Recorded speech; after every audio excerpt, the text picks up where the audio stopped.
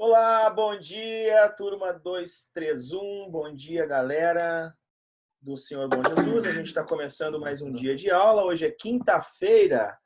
A esse horário a gente já tem um solzinho gostoso, né? Porque hoje foi um dia de lasquear, né? Um dia muito gelado. Amanhã começou hoje com 4 graus, né? Tava muito gelado, tava difícil de sair da cama. Mas a nossa aula, ela é uma aula que pressupõe que a gente acorde mais tarde, né? Eu não sei se estão acordados há bastante tempo já, trabalhando aí com outras disciplinas, mas a gente começa a nossa aula, então, hoje, dando sequência, né, a esse modelo que a gente viu, que a gente está discutindo, do que a gente chama de populismo, né? Ou seja, a República Liberal Populista no Brasil. A gente viu na aula passada a morte de Getúlio Vargas, né? Trágico suicídio de Getúlio Vargas. Então, o que a gente vai ver hoje, né? Hoje eu vou trazer para vocês, então, a transição, que foi bem conturbada, do governo Getúlio Vargas para o governo JK, o Juscelino Kubitschek, e quais foram as características dessa transição, o que a gente pode entender sobre a mudança na ótica econômica desses governos. A gente vai ver que vai haver uma mudança significativa de um governo nacionalista, que era o governo de Vargas, né, para um governo que é desenvolvimentista, e por isso, então, vai se alinhar ao liberalismo econômico. A gente vai ver, então, que a montagem deste governo de Juscelino Kubitschek vai ter menos pressão para governar o país do que o Getúlio Vargas, né? Pressão essa sofrida porque a UDN, né, que eram os chamados entreguistas, né, atucanaram a vida de Getúlio Vargas. Então, agora vamos recapitular alguma coisa para poder iniciar nossa aula.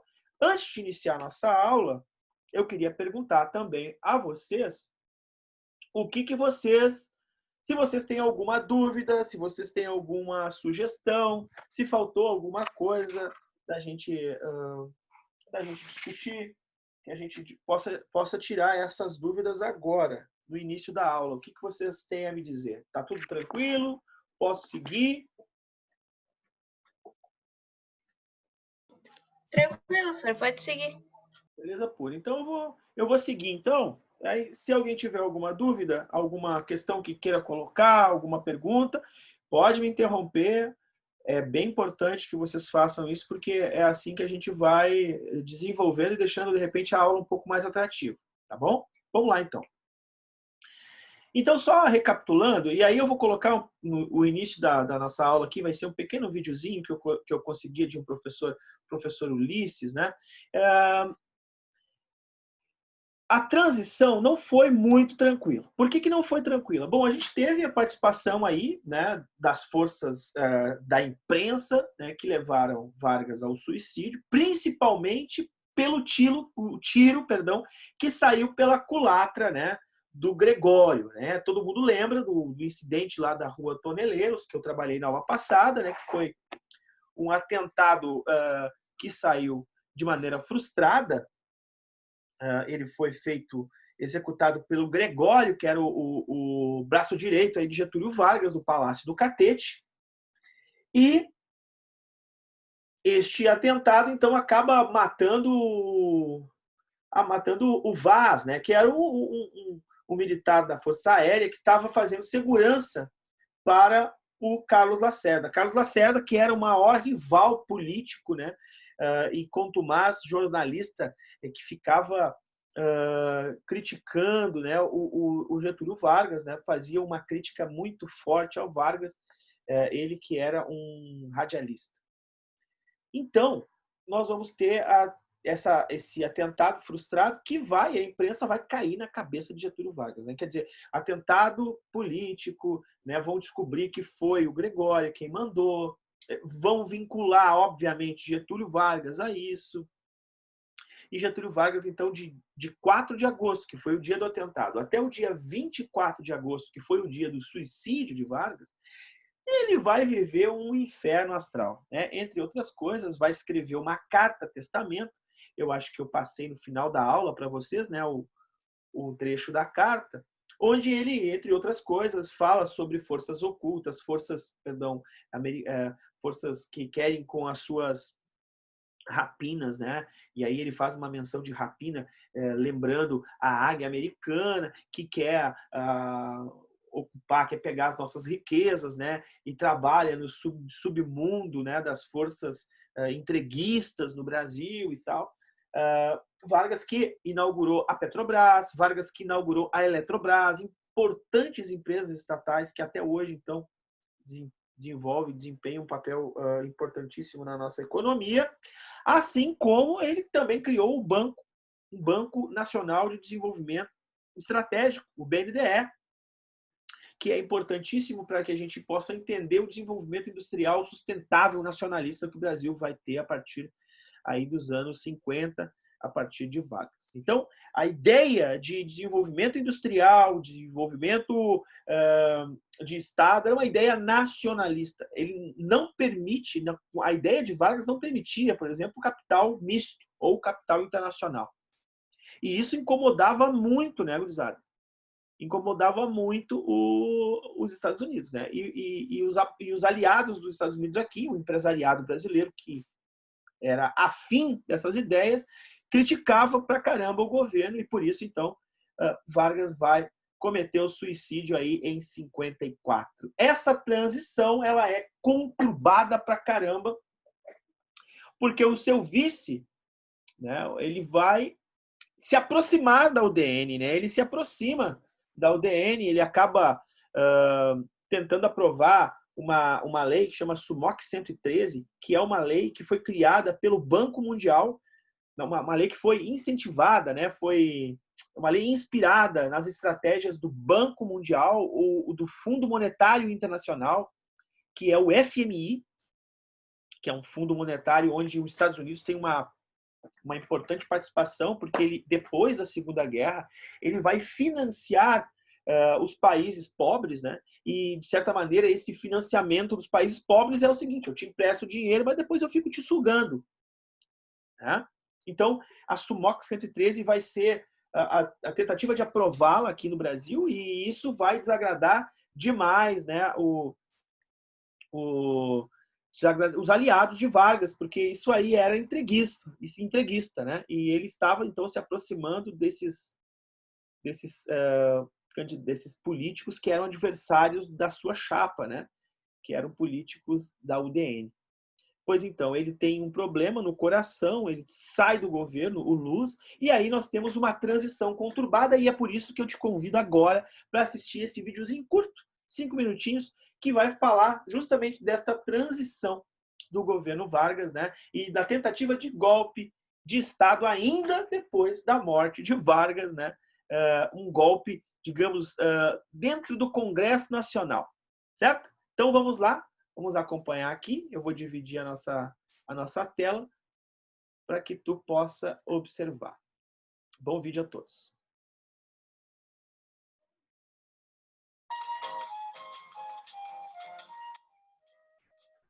O suicídio de Vargas levou boa parte dos trabalhadores às ruas, numa onda de protestos contra a oposição conservadora e o capital estrangeiro. Naquele instante, o vice-presidente Café Filho assume o governo, comprometendo-se, a princípio, em manter o calendário eleitoral previsto na Constituição. Apesar do presidente Café Filho demonstrar simpatia pelo grupo de políticos que contribuíra para o suicídio de Vargas, cumpriu a promessa, convocou eleições em 3 de outubro para o Congresso Nacional. Na eleição para o Congresso, as posições dos principais partidos pouco se alteraram. O PSD, representante das elites burocráticas do Estado, dos proprietários de terras e de setores nacionais da burguesia, maior força política do país, conseguiu 114 cadeiras. A UDN totalizou 74 cadeiras, conseguindo mais uma vez votação expressiva entre a classe média.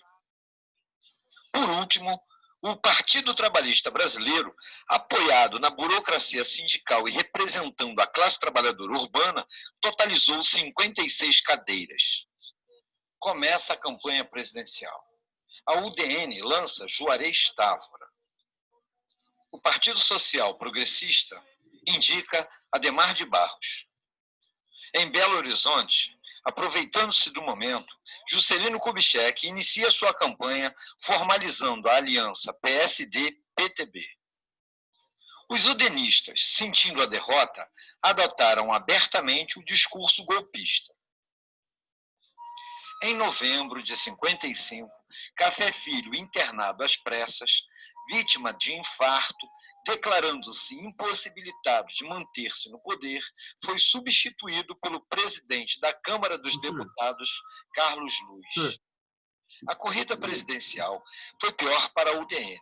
Seu candidato, Juarez Távora, foi derrotado por Juscelino Kubitschek, ex-governador de Minas Gerais, lançado candidato com o apoio do PTB.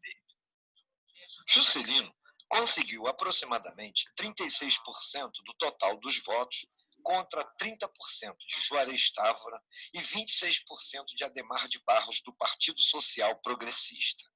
Já os votos brancos e nulos corresponderam a apenas 8% do total. Lacerda lançou seu apelo ao golpe que impediria, segundo ele, a ascensão do comunismo no Brasil. Carlos Luiz, fazendo o jogo da UDN, defendia o impedimento de JK e João Goulart. O ministro do Exército, Marechal Henrique Lott, pressentindo a intenção golpista dos udenistas, promoveu em 11 de novembro de 55 um golpe preventivo, afastando Carlos Luiz, entregando o poder ao sucessor constitucional Nereu Ramos.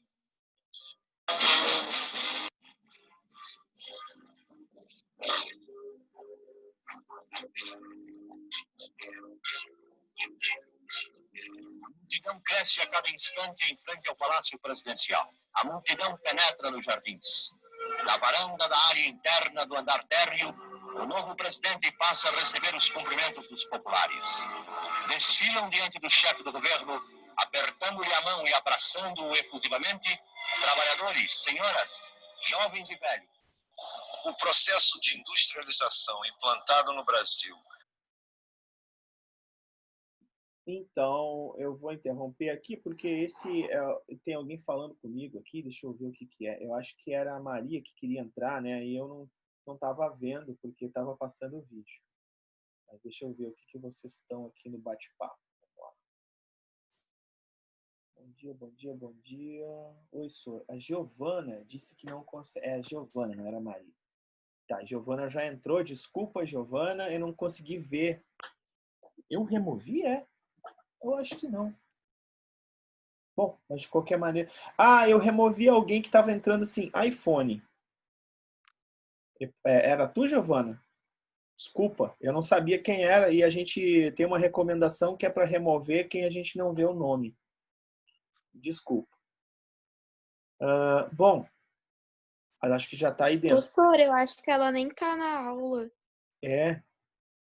Giovana disse que ela não consegue entrar na live porque tu removeu ela. Bom, é que ela estava entrando com alguma coisa, sem o nome dela, né? Talvez seja isso. Eu fui recomendado para que não deixasse entrar ninguém que não fosse nome de aluno. Desculpa. Podem passar isso para ela, por favor, vocês que têm o WhatsApp dela, tá? Então a gente vai continuar aqui. Vocês viram que nesse vídeo é bem aquilo que a gente falou, né? Houve toda essa problemática da transição, mas de fato conseguiu-se fazer as eleições e as eleições saíram e JK assume o poder. E JK assume o quê? Né? JK assume um Brasil, basicamente está aqui, né? Assume um Brasil onde a aliança maior entre PSD, que estão me enxergando ou não? Deixa eu fazer de novo, que acho que não está rolando, né?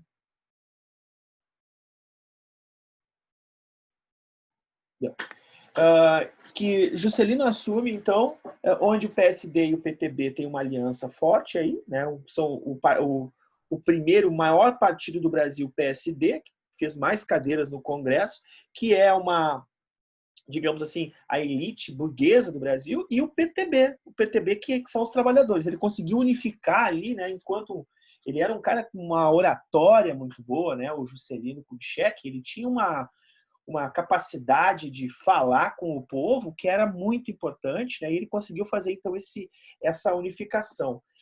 Duas, né, uma palavra define o governo de Juscelino Kubitschek. Essa palavra é desenvolvimentismo.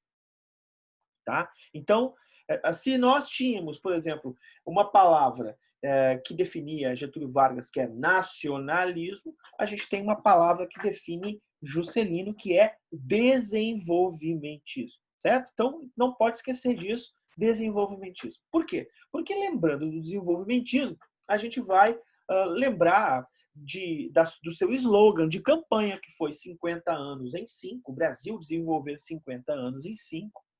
Nós vamos entender por que presidente Bossa Nova. Só lembrando vocês que Bossa Nova é um ritmo legitimamente brasileiro, que é uma espécie de samba-canção mais lento, que vai ser uma espécie de ritmo brasileiro criado nos anos 50, né? Justamente nesses anos, que vão ser chamados por muitos historiadores e por pessoas que viveram, de repente aí vocês têm algum avô ou bisavô que viveu esse momento, vai ser chamado de momento, assim, digamos, momento de ouro do Brasil. Por que isso? Porque é justamente neste instante, nesse momento, que nós temos uma enxurrada de produtos internacionais entrando no Brasil. Por exemplo, televisão, muitos rádios, a popularização dos rádios, né? Quer dizer, os rádios, né, que a gente conhece hoje tu compra tu compra uma caneta, vem um rádio, AM, FM na caneta, né? Nessa época, o rádio ainda era um equipamento eletrônico de elite, né? Tu tinha um rádio imenso na sala, onde tu reunia a família toda para escutar o rádio, né? Tu tinha uma programação pré-estabelecida que não era o dia todo. Enfim, agora não. Agora nós temos o rádio sendo popularizado. Nós temos a televisão, aquilo que eu falei para vocês, a televisão chegando para as grandes casas de elite, ou para os clubes, né? Para a classe média urbana que vai aos clubes. Nós temos uma urbanização maior, quer dizer, mais pessoas morando na cidade. A gente vai ver esse deslocamento que vai acontecendo aos poucos, né? De pessoas que saem do campo e vêm morar na cidade por conta de oportunidades. Nós vamos ter empresas abrindo no Brasil, as montadoras, por exemplo, ali na região do ABC Paulista, né? A cidade de Santo André, São Bernardo, aquelas cidades todas que vão, São Caetano, que vão receber as indústrias automobilísticas, principalmente, indústrias de eletrodomésticos, como a geladeira, como batedeira, ferro de passar. Então, tudo aquilo que a gente tem na cozinha de eletrodoméstico, esses produtos todos vão chegar ao Brasil, né, com uma ênfase na indústria, mas a indústria internacional, que a partir da indústria internacional, nós vamos ter, então, o desenvolvimento da nossa indústria, né, a mesclar com a nossa indústria. Diferente de Vargas, que via uma indústria inteiramente nacional, o Juscelino Kubitschek, ele vê a entrada dessa indústria internacional como uma possibilidade para o Brasil, então, deslanchar no processo industrial. Ele vai criar o plano de metas, que é justamente visava o desenvolvimento de estradas, o desenvolvimento de hidroelétricas, o desenvolvimento, né, a ampliação das estruturas para a gente poder receber essas indústrias todas. Por exemplo, se eu coloco em casa uma geladeira, se eu coloco em casa uma máquina de lavar, se eu coloco em casa um ferro de passar elétrico, né? Uma batedeira elétrica, gente, eu vou ter que ter o quê? Eu vou ter que ter fornecimento de energia. Então, eu tenho que criar condições para isso, certo? Então, nós vamos ter aí a chegada, né, dos carros e tal, mas construção de usinas hidrelétricas, a gente vai ver a construção da usina de Furnas, da usina de Três Marias. A construção de usinas, além de possibilitar o desenvolvimento de produzir mais energia, vai também criar postos de trabalho. Lembram que a gente estava vendo que o Brasil tinha um problema de emprego. Então, tu cria postos de trabalho. Essas usinas vão ser criadas no interior do Brasil, então tu cria um deslocamento populacional de uma área para outra. Mas, sem dúvida alguma, a construção, né, de Brasília, e aí a construção de Brasília, que é a capital do Brasil, né, ela estava planejada, ela não foi planejada por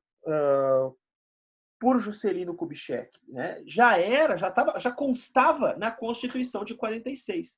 E por que constava? Ora, o projeto da construção de Brasília, ou da construção de Brasília não, mas o projeto da construção de uma capital que saísse do Rio de Janeiro já havia sido pensado, gurizada, sabe quando?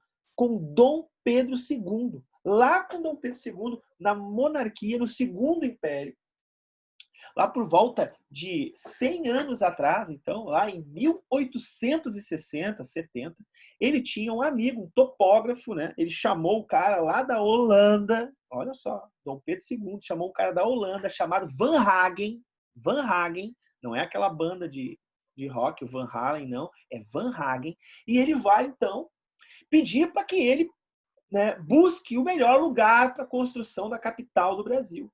Isso sem Google, sem nada. O cara vai no meio do Planalto, no meio do Brasil. Ele vai, né, com as mulas, né, vai com carretões, vai com mais assistentes e localiza o espaço, localiza o lugar. Só que o projeto não havia sido desenhado, né, da capital. Mas o espaço geográfico já era, digamos assim, pensado lá por Dom Pedro II. E vai ser, então, no governo do Juscelino Kubitschek, que ele vai chamar dois dos mais importantes arquitetos urbanistas do Brasil, um cara chamado Lúcio Costa e o outro chamado Oscar Niemeyer, e vão eles, então, desenhar e projetar Brasília. Eu quero dividir com vocês isso aqui. Vou ver aqui se eu consigo achar aqui. O projeto, né? Eu vou deixar isso aqui ali lá na Iônica, né? Na descrição das atividades para vocês. Então tá aqui, ó, o projeto de Brasília, o projeto de Lúcio Costa, né? Do Distrito Federal. Então é como um avião, né? O desenho de um avião. Na verdade, começa com uma cruz. Ele começa com esse desenho aqui, o desenho 1. E aí, a partir do desenho 1, então, ele vai esboçando, né, o que vai ser Brasília. Brasília é uma capital que ela não tem esquinas, né? As esquinas de Brasília são muito longas, distantes, né? Justamente para evitar o quê? Evitar aglomeração, evitar a circulação de pessoas, né? Tá aqui o desenho da cidade, é praticamente o desenho de um avião. A gente não consegue entender, né? Ou melhor dizendo, a gente não para tentar pensar o que passou-se na cabeça desses... Onde é que tá? Onde é que eu tô, gente? O que eu estava mostrando aqui? O que passou-se na cabeça desses administradores para mudar a capital de lugar? Mas eu queria pensar com vocês. Olha só. Se a capital fosse no Rio de Janeiro hoje, por exemplo, se a capital fosse no Rio de Janeiro, será que nós teríamos algum problema? O presidente passaria por algum tipo de pressão maior do que já passa, né? O que vocês acham?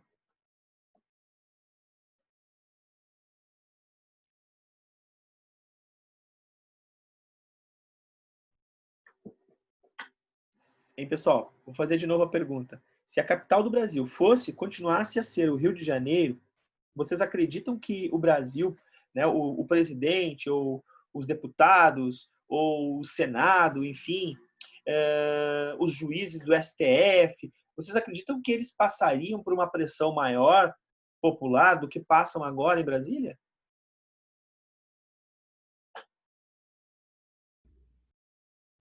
Provavelmente, né, senhor? Acho que sim, diz a Júlia. A Ana também. O Tiago também.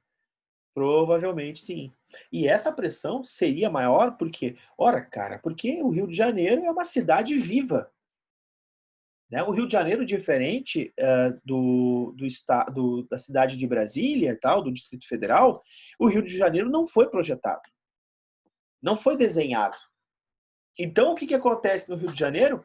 O Rio de Janeiro é uma cidade que tem uma disposição, né, das suas casas, das suas estruturas, que ela é sobreposta em morros, por exemplo, né?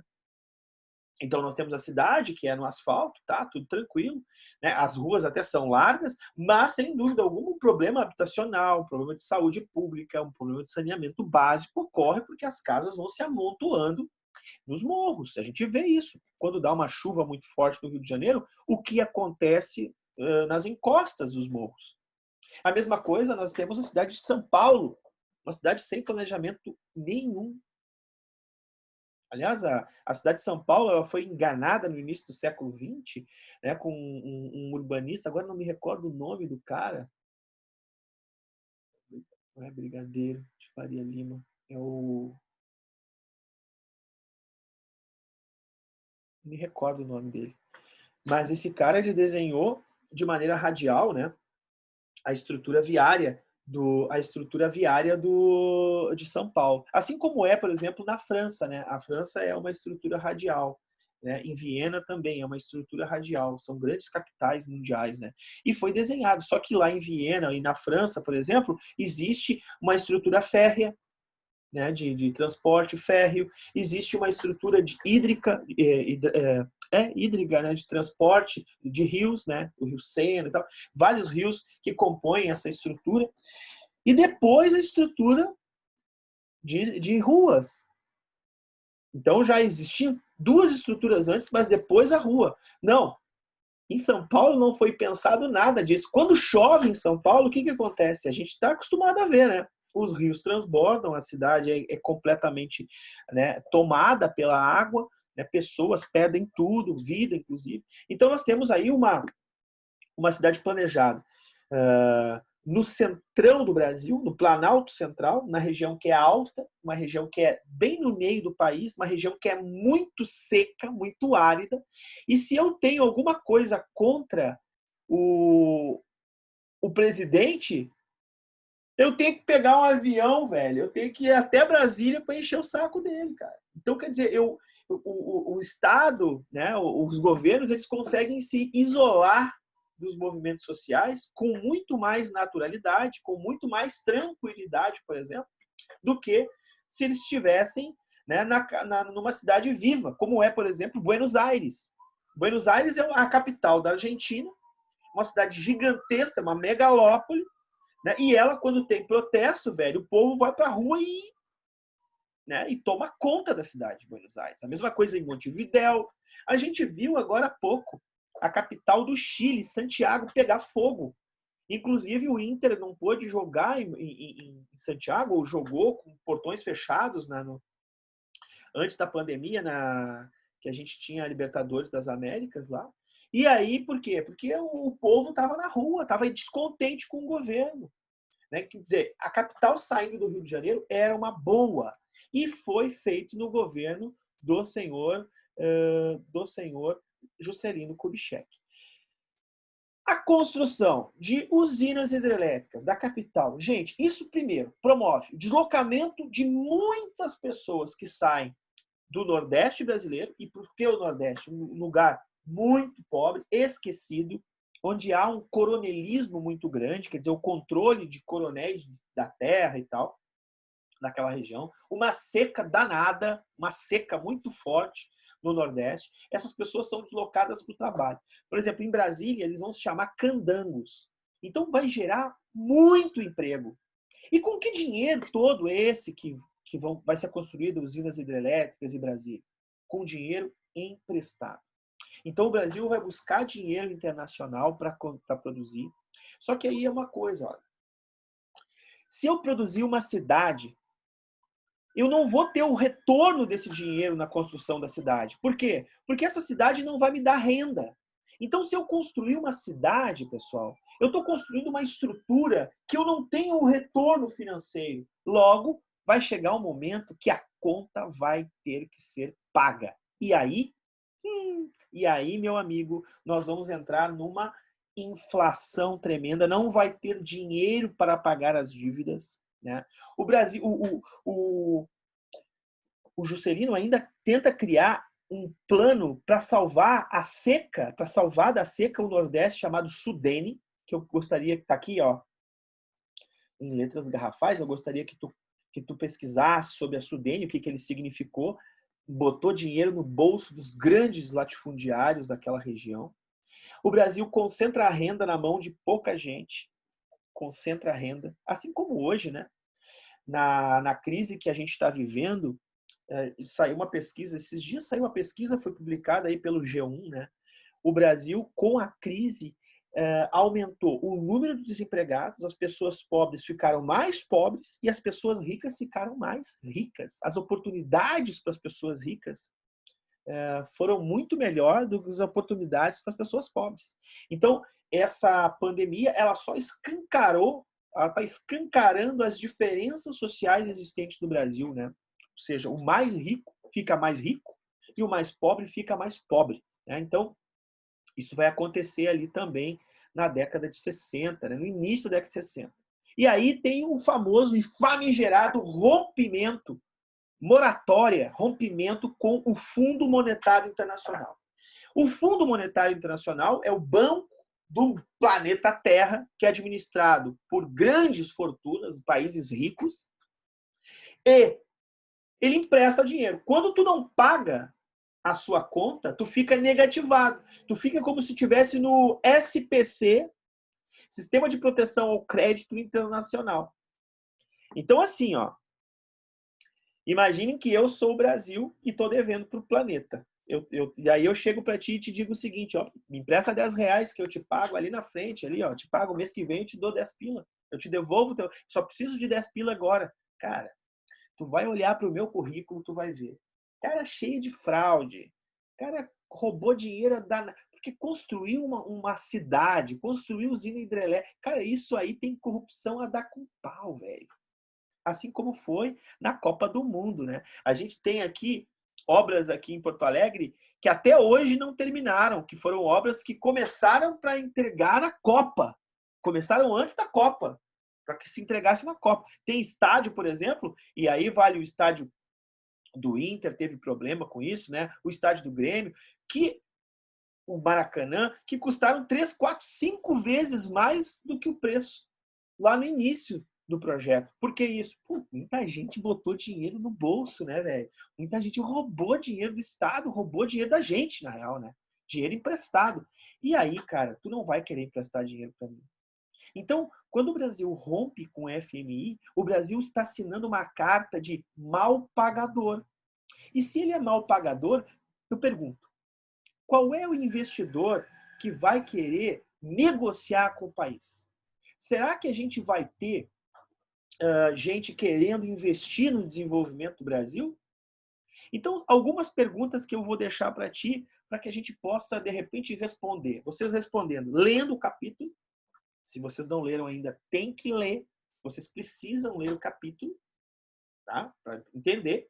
Ou ainda, vão atrás, vão na pesquisa. Eu vou deixar no final dessa aula, lá na Iônica, e também aqui no nosso canal, prof.jairobrum, eu vou deixar para vocês o endereço dos vídeos que a gente viu, da reportagem, essa do Lúcio Costa, mas vocês podem ir atrás, podem pesquisar. Tipo, o que vai acontecer com o Brasil, então, a partir de 1960? O Brasil passa a ser devedor, o Brasil está imerso numa cortina uma cortina não, imerso na sujeira da corrupção, muita gente corrompendo, roubando dinheiro. Eu vou contar não sei se dá tempo aqui, vou contar um assunto aqui que na época eu dava aula num cursinho pré-vestibular aí, e aí eu tava dando aula lá e falei sobre Brasília, a construção de Brasília. Tava dando esta aula aí que eu estou dando hoje. Daí levanta a mão um aluno. Uma sala com 120 mil, com 100 alunos, né? Levanta a mão um aluno e aí eu continuei dando minha aula, né? Não ia poder parar para ouvir o aluno. Daí ele continuou com a mão levantada e eu disse, pode falar, o que houve? Não, professor, eu queria só contribuir com a aula do senhor, o senhor falou de corrupção, né? Falar do meu avô. Seu avô? Sim, meu avô trabalhou na construção de Brasília. Ele levava carretas de caminhão de areia para Brasília. Ele saía aqui do sul e levava areia para Brasília. Ah, que legal e tal, mas o que tem a ver? Não, porque assim, ele chegava e passava na cancela e dava a placa do caminhão e o nome dele. E aí ele entrava e ele recebia por carreto. Ele recebia do governo federal por carreto feito. Aí o que acontecia? Antes de desembarcar, de tirar, descarregar a carga, eles tinham um desvio, que eles faziam um desvio e eles voltavam para essa cancela, trocavam a placa do veículo e davam outro nome para ganhar 2 vezes. Então, claro, ele ia sempre com alguém do lado dele, então o cara do lado trocava e eles ganhavam, por exemplo, 2, 3 vezes o preço de uma carga. Então imagina assim, se o avô desse meu aluno, se o avô dele, que era um caminhoneiro, conseguiu roubar patrimônio público, porque é patrimônio público, né? A areia era nossa, era pública. Se o avô dele, que era caminhoneiro, conseguiu, tu imagina o resto. Então, a construção de Brasília, a construção das usinas, a construção das estradas, esse capital que entra no Brasil, realmente vai levar o Brasil a um processo de recessão muito grande, né? Principalmente pelo descontrole da administração pública que vai haver aí no governo de Juscelino. As ideias de Juscelino, excelentes, né? Construção de Brasília, ampliação, modernização do Estado, porém, o Estado vai caminhando cada um para um lado. Sobre esses assuntos e outros, a gente vai discutir no nosso próximo encontro, onde a gente vai falar sobre o populismo ao máximo, Jânio Quadros e a Vassourinha, e ainda o golpe de 1964. Então, até terça-feira, espero que todos estejam bem até lá e participem da aula. Um beijo, peço desculpas para a Giovana, tá? Tchau! Valeu, gurizada! Tchau, Sor. Tchau! Heitor. Heitor. Tchau, Sor. Tchau, tchau.